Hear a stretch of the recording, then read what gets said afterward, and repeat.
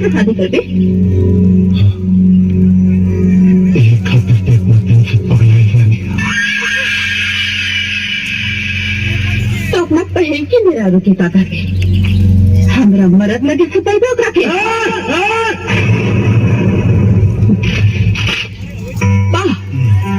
आपन इज्जत पर आए तो ठिकाने ना कर।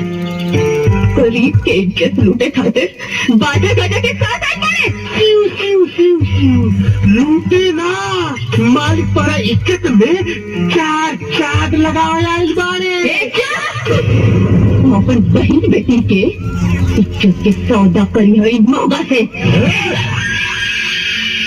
जब अपना चांद पे